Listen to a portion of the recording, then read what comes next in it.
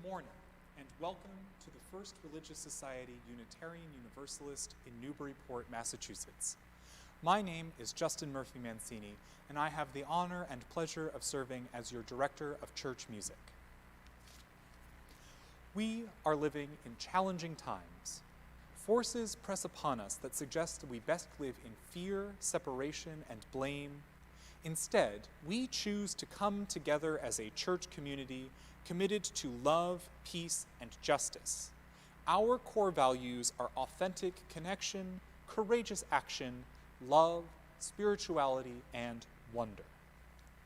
Our mission and our invitation to all of you is to come as you are, to journey together in love, to act with courage, and to transform our world. If you are visiting today or joining us for the first time, we are especially glad that you are with us this morning. As you join us online, there are links you can click to see today's order of service. If you joined from YouTube, the links are just below the live stream. Please click on the word "See More" if necessary to see them. If you are watching from our website, there are buttons below the live stream. Folks joining us on Zoom will find the links in the chat box now. We are glad to welcome back Tom Stites to the pulpit this morning. Tom, a 20-year member of the First Religious Society, served for a decade as the editor and publisher of UU World magazine and as a member of the Executive Staff Council of the Unitarian Universalist Association. After retiring from the UUA, he has remained active as a journalist. He has been a guest preacher in more than 50 UU congregations in 14 states, and this will be his 16th sermon for our congregation. Many of you have received your campaign brochure and pledge card, so please take the opportunity later in the service to fill it out and send it back to the church. A digital version of the campaign brochure is available in the video description and in the chat now for you to see, as well as a way for you to make your pledge. If you have not yet made a pledge or have not yet renewed your commitment, we need your help to make the First Religious Society financially stable in the coming year. We are grateful for our members and friends who have already committed to supporting FRS, but we still need you to help achieve our goal. We have not yet achieved it, so your help is especially needed to keep our community on firm financial footing. Every Sunday we say that it is no small thing that we have gathered. This morning, it is a particularly big thing that we have gathered, so let us give ourselves to it. I welcome one and all to our church and our worship service this morning.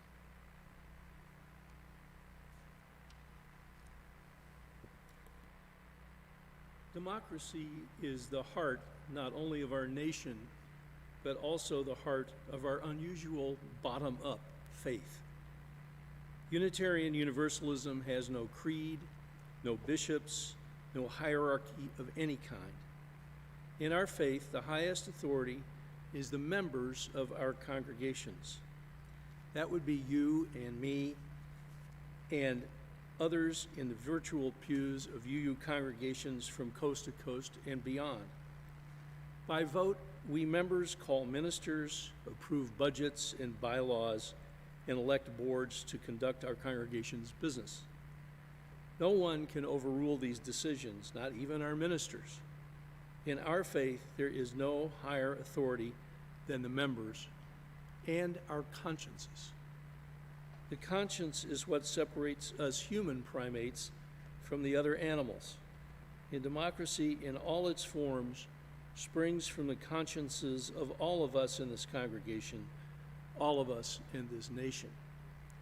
In our worship today, we will embrace the conscience, celebrate the spirit of democracy that melded our consciences into being as a whole, and take stock of the dangerously battered democracy of our nation. We will mourn its diminishment and search for hope that it can be repaired. The fifth principle of Unitarian Universalism affirms and promotes the right of conscience and the use of the democratic process within our congregations and in society at large. Hear these words, the right of conscience. Is there any more fundamental human right than that? Is there anything more human than that? Hear these words from the Reverend Parisa Parsa. The democratic process requires trust in the development of each individual conscience, a belief that such development is possible for each of us, as well as a commitment to cultivate our own conscience. Let our worship begin. It is good to be together. Please join now in saying together our chalice lighting words as Justin lights our chalice. You can find the words printed in your order of service. We gather this hour as people of faith, with joys and sorrows, gifts and needs. We light this beacon of hope, sign of our quest for truth and meaning, in celebration of the life we share together. Each week, we also light 2 candles of peace, representing 2 places on earth that we lift up and remember as a sacred encounter with our world. There are untold numbers of places on earth that need peace. These 2 we especially hold close in this service and throughout the week. After each candle is lit, we will speak the words for peace in English, Arabic, and Hebrew. Peace, salam, shalom.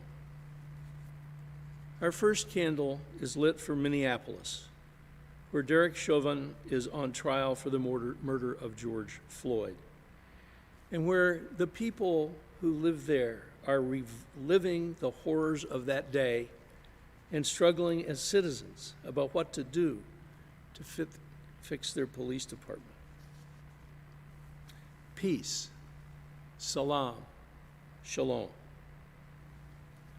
Our second candle is lit for Northern Ireland, where age-old tensions and violence have been revived by the need to reestablish a hard border with Ireland thanks to the UK Brexit vote.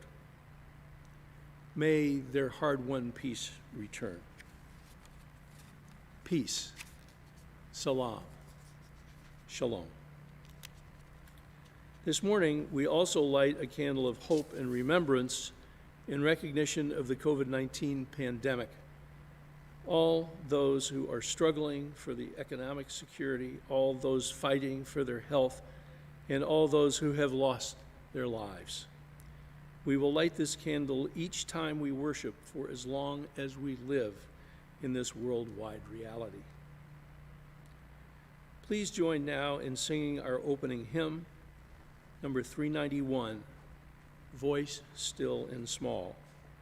You can find the words and music in the hymns document below the live stream.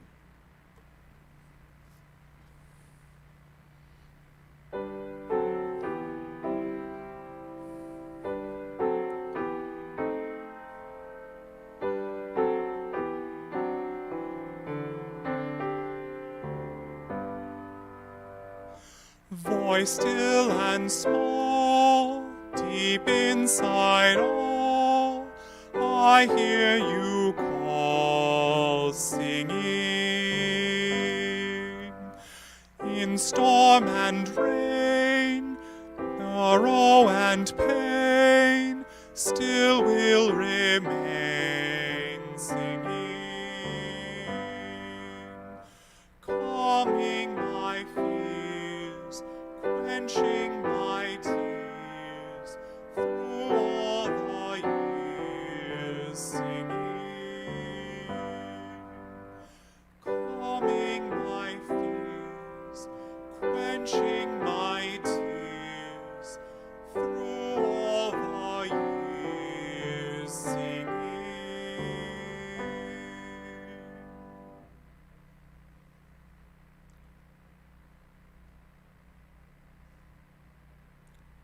Please join now in saying our affirmation of faith, followed by singing the doxology.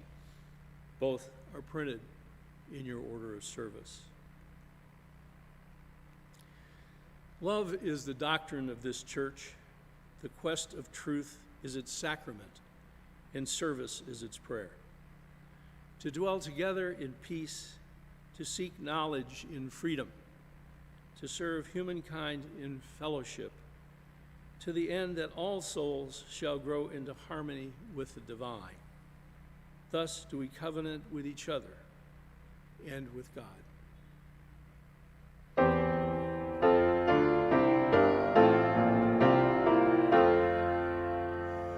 From all that dwell below the skies, let faith and hope with love arise. Let beauty, truth, and good be sung through every land by every tongue.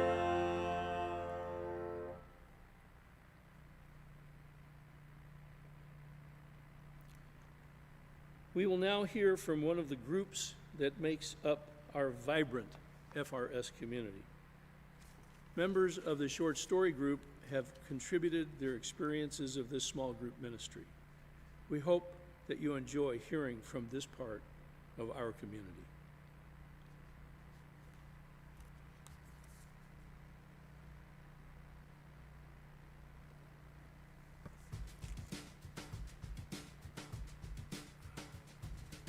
The group itself is what used to be Lunch with a Minister with Harold Babcock. That it started about 3 or 4 years after Harold first came to First Religious Society. So it's been going on for nearly 20 years.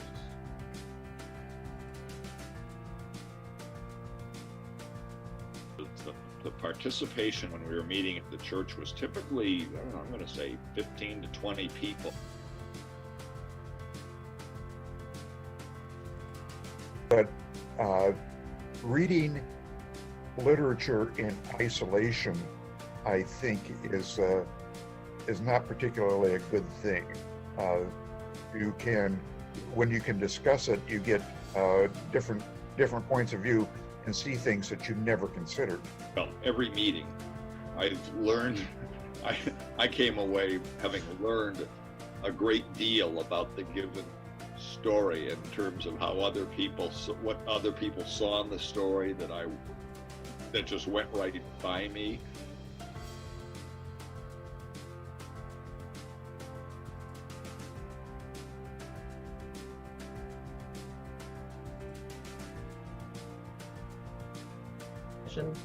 We've gotten to know each other, and a lot of how we've gotten to know each other is actually through the stories.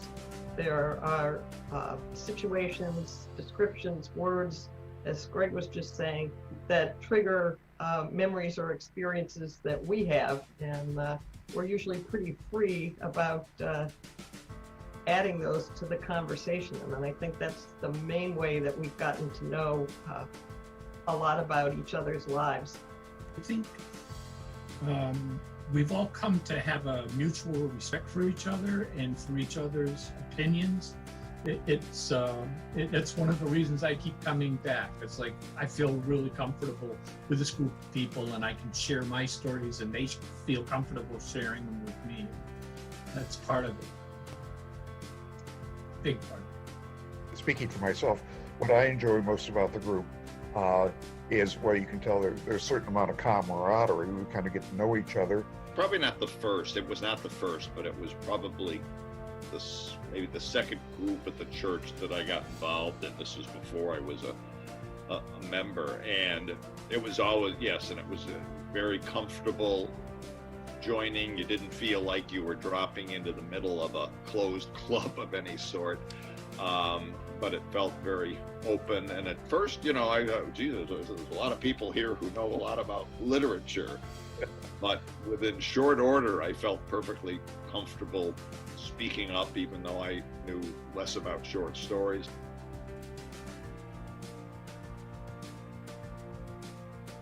And even though I've been a member of the church since 1969, I was amazed that I really didn't know any of the people in the group, and they were very welcoming and, invited me to come back, which I've done. And I've gotten to know all of these people, so it's actually enriched my community of church people. There's little heavy lifting, and you're welcome to come even if you haven't read the story for that week. There's no quizzes or expectation around that.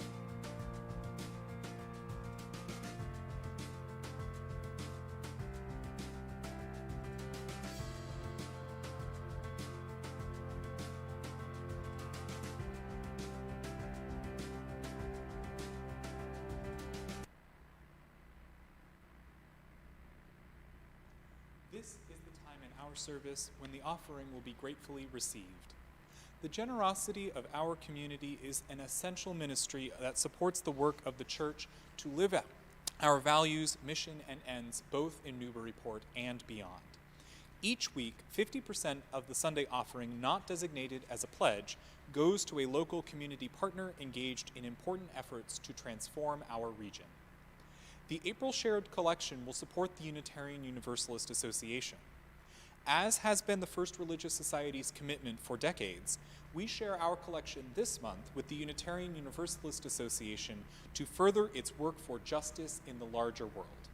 Our denominational staff brings our values to bear far beyond the Merrimack Valley, in Washington, at the southern border, on reservations in the West, at the UN, and beyond, and provides justice resources for all 1,000 plus member congregations in the United States. All UU congregations support the UUA in return for many services it provides them, including the settlement process that brought Reverend Rebecca to us, our hymnals, justice efforts, and so much more. The 2021 annual giving campaign is also still going strong, and we continue to need your support to make sure the First Religious Society is able to make an impact on our community in the coming year. We still need at least $50,000 to ensure that we can meet our budget goals for the next year.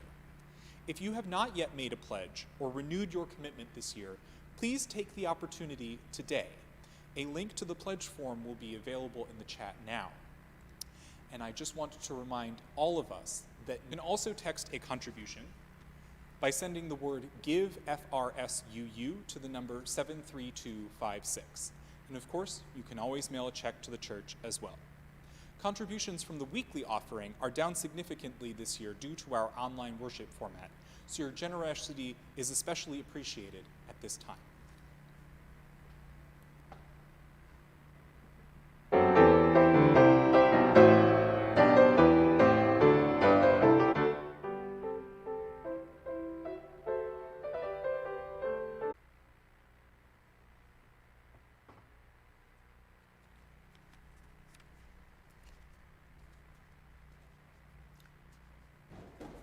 This is the time in our service when we lift up the joys and sorrows of our gathered community. Invite you to share your own joys and sorrows in the chat box as I read the one that has been set in advance. Betsy Woodman shares this joy. Wednesday, March 31st, was the second anniversary of my beloved Jonathan's passing.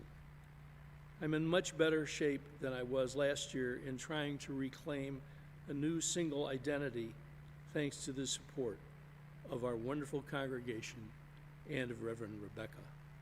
Love to you all. You are now invited to share your own joys and sorrows in the chat, and Justin will read them aloud.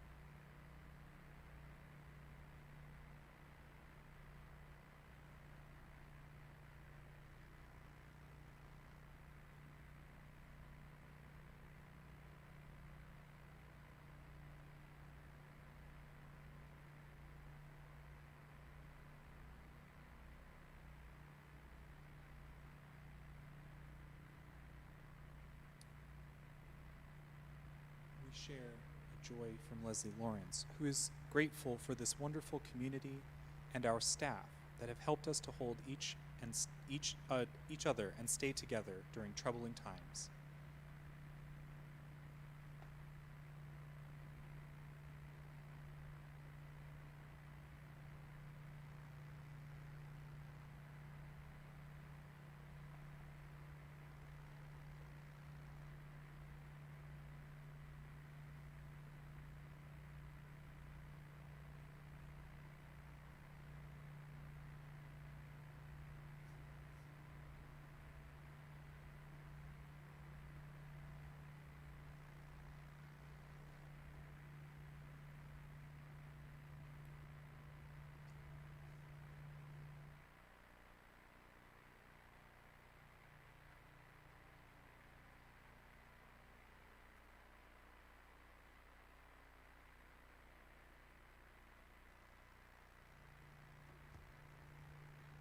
We've lit that one final candle to represent all of those joys and sorrows yet unheard that are present in our hearts and minds this morning.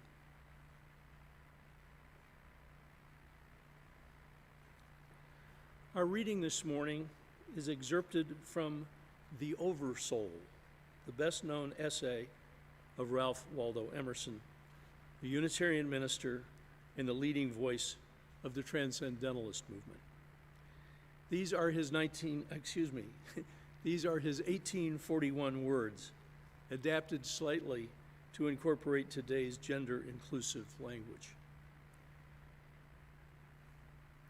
The supreme critic on the errors of the past and the present, and the only prophet of that which shall be, is that great nature in which we rest as the earth lies in the soft arms of the atmosphere. That unity, that oversoul, within which every person's particular being is contained and made one with all other. That common heart, that overpowering reality, which evermore tends to pass into our thought and hand and become wisdom and virtue and power and beauty. We live in succession, in division, in parts, in particles. Meantime, within humankind is the soul of the whole, the wise silence, the universal beauty, to which every part and particle is equally related, the eternal one. And this deep power in which we exist, and whose beatitude is accessible to all of us, is not only self-sufficing and perfect in every hour, but the act of seeing and the things seen, the seer and the spectacle, the subject and the object, are one. We see the world piece by piece as the sun, the moon, the animal, the tree, but the whole, of which these are shining parts, is the soul. Only by the vision of that wisdom can the horoscope of the ages be read, and by falling back on our better thoughts, by yielding to the spirit of prophecy which is innate in every person, we can know what it saith.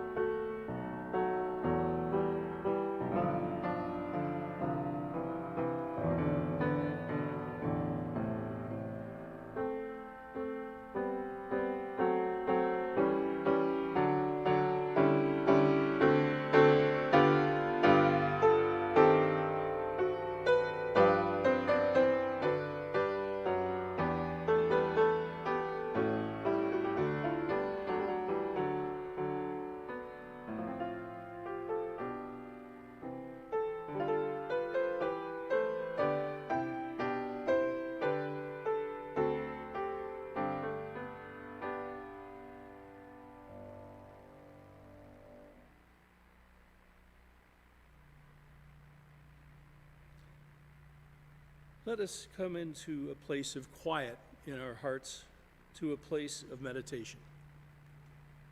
We're going to have a full minute of silence for meditation this morning, and you will know that the minute has passed when I strike the singing bowl. This call to meditation comes to us from the contemporary UU minister and spiritual director, Karen Lewis Foley. Here in the quiet space of time and place, in the clear light of this cool spring morning, graced with one another and with music and flame, we come into the silence of our truest selves to find the still, small voice within that so often eludes us in our daily lives. The still, small voice speaks our deepest needs and longings, tells the truth about our failures and our petty daily acts of uncaring, and of our small and shining goodnesses, the graces we offer to each other lives, mostly unawares. The still small voice speaks of what we fear, of what we hope, what we would yet be and do. The still small voice, giving shape to the most real and deep in each of us, connects us in mystery with each other and with all being. Politicians and peasants, whales in the sea and beetles in the grass, highways laid across the land, and stars wheeling through the night. The still small voice brings us to the deepest place within ourselves, and before the face of the holy, wherever we find it, reminding us again of who we are and to what great love we finally belong. Then let us cock the ears of our souls and listen.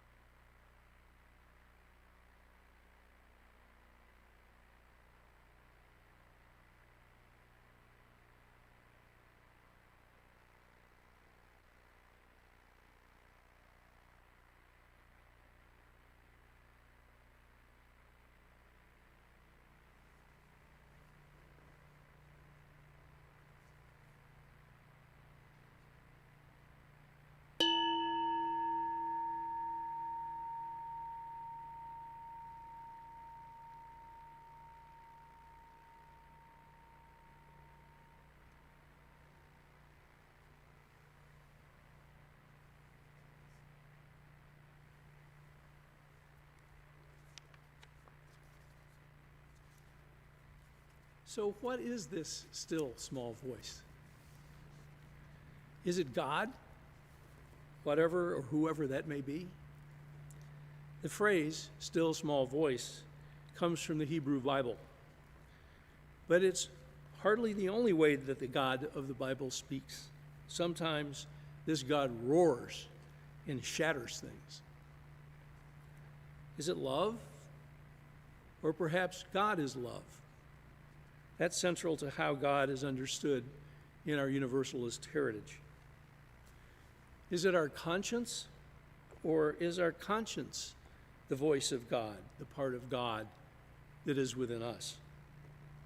Is it, as the theologian Howard Thurman said, the whisper of our hearts, saying, "Keep fresh before me the moments of our high resolve"?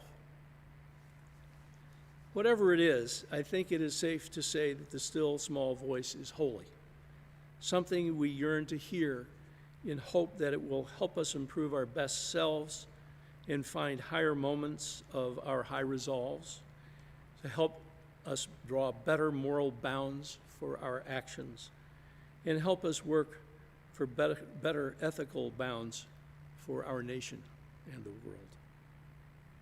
This still small voice may come from different speakers for different people, but conscience seems to be their common ground. Now, what I'm about to say is not commonly heard, but it is true in the deepest sense of that word.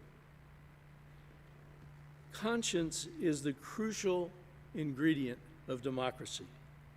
No less than flour is the crucial ingredient of bread.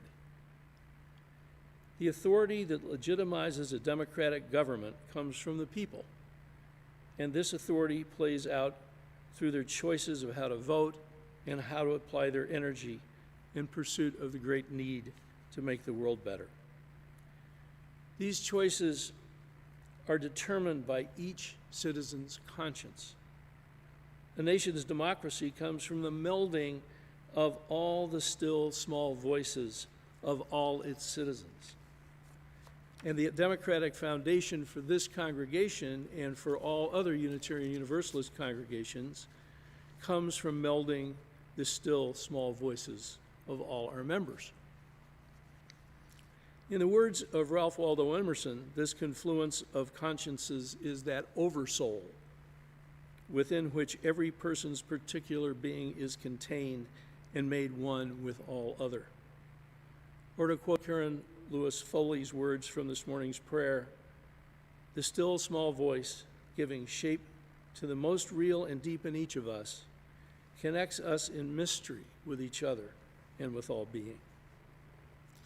In short, our consciences come together as the spirit of democracy.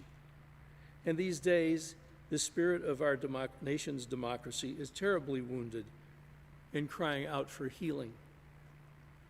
We are called by the fifth principle of Unitarian Universalism to affirm and promote, quote, the right to conscience and the use of the democratic process within our congregations and society at large. We have lots of work to do to respond to this calling. In the spirit of our right to conscience is threatened to the extent that we are subjects and not citizens. Now, the words conscience and principle rarely enter the vocabulary of the talking heads on TV news shows. But this is a church, and the Reverend Richard S. Gilbert heard from his conscience, which inspired his book, How Much Do We Deserve? An Inquiry into Distributive Justice. Gilbert wrote, there is no more important social or moral question before us. The melded consciences of our nation are never unanimous, and when they speak, there is always at least some discord. Right now, the discord knob is turned all the way up. Bombarded from without by shrill voices, hateful voices. It struck me that making a play on words might actually be insulting them, is brought to you by my still small voice, which is fairly shouting at me right now that I need to lighten up and offer you some relief. The withered democracies of a growing number of countries around the world, especially Brazil, Venezuela, Hungary, and Turkey. Number one, the world has been shrinking like mad thanks to technology, and now commerce, especially the flow of capital, is global. Of the world's 100 biggest economies, 69 are corporations, and only 31 are nations. One on that list of economies. But corporations have scaled to the place that they can exert more and more power over even our government and dominate governments in the developing world. Number two, in the United States, a series of Supreme Court rulings dating back to 1886 and capped by the infamous 2010 Citizens United decision, have given vast corporations all but free rein in campaign giving. And Congress allows much campaign finance to happen in secret. So the court-sanctioned authority of corporations is increasingly crowding out the authority of we the people as dollars overrule votes. Number 3, technology and capitalism have poisoned political communications and thus poisoned the trust in our most basic institutions. The internet has drastically weakened the local newspapers that for more than a century were the source of the citizens' shared understanding of what was going on in our country. The Federal Communications Commission gave up the fairness doctrine, which insisted that broadcasters present both sides of a story, and nascent cable news was freed to become intensely partisan. Social media later entered the scene, starting innocently, but quickly growing to be huge corporations whose business models prosper when they serve as an amplifier of misinformation and disinformation, conspiracy theories, and worse, like planning an insurrection at the U.S. Capitol. As a result, our nation has lost its shared understanding of what is going on, which undermines democratic decision-making. These three toxic trends are seriously weakening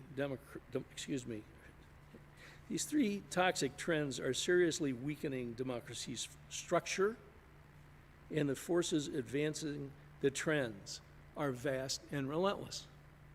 Donald Trump and the 75 million people who just voted for him are a side effect of these trends, and they're not going away anytime soon. What, if anything, can reverse the structural damage? Serious answers elude almost all the thinkers I've explored, at least so far. Almost all the ideas I see amount to tinkering at the edges. The Biden administration is presenting itself as a healing force, at least so far, but many academics and others with a long view are hardly optimistic that things will get much better very soon. A forecast out last week from the National Intelligence Council, which is not a household name, but it is a government center for strategic thinking that serves all U.S. intelligence agencies. This is a serious outfit. Their forecast says the global outlook for the next 20 years is for increasing turbulence and fragmentation. The scarcest resource over this period is not oil, the report says. It will be social trust. Without trust, democracy is enfeebled. Do you hear its cry for help? Now, our faith affirms and promotes the right of conscience. No matter what happens to our national democracy, what can be done to ensure that we, the people, can hold on to this most fundamental of human rights, the right of conscience? Let's go to church.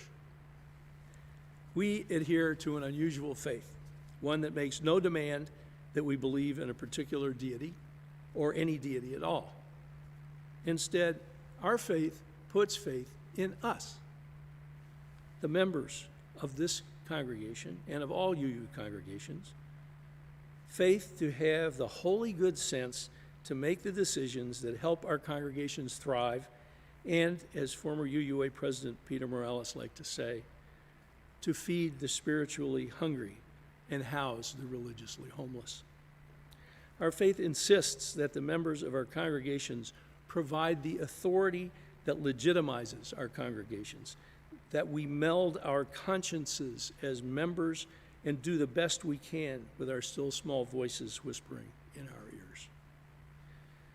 First Religious Society can not only offer refuge in an increasingly threatening world, but also help us cultivate and find ways to apply our holy wisdom to advance justice and to fight to protect the right of conscience.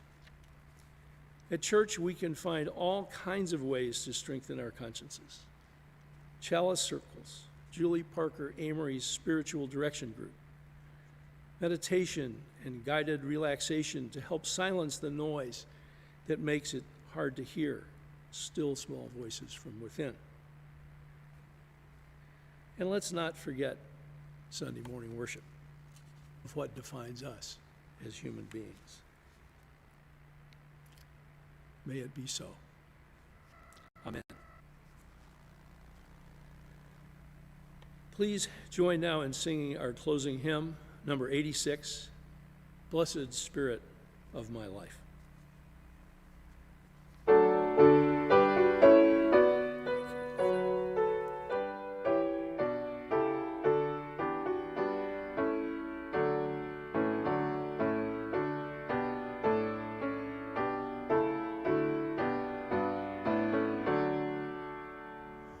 Blessed Spirit of my life, give me strength through stress and strife.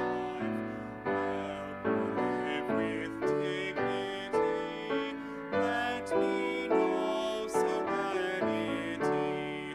Fill me with a vision. Clear my mind of fear and confusion. When my thoughts flow restlessly, let peace find a home in me. Spirit of great mystery, hear the still small voice in me. Help me live my wordless creed as I comfort those in need. Fill me with compassion, be the source of my intuition. When life is done for me, let love be my legacy.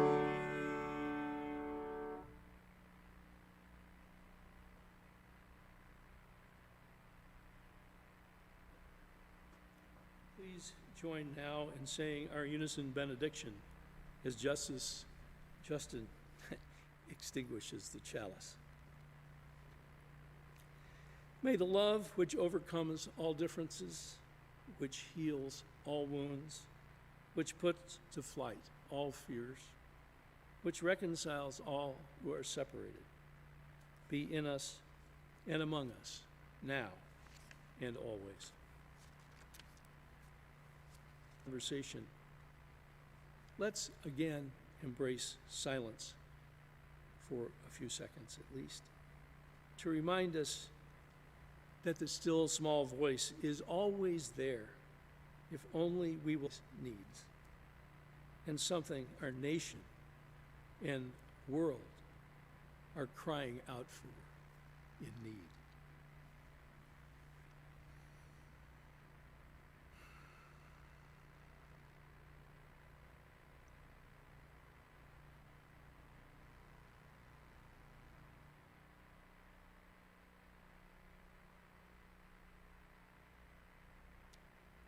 Go in peace.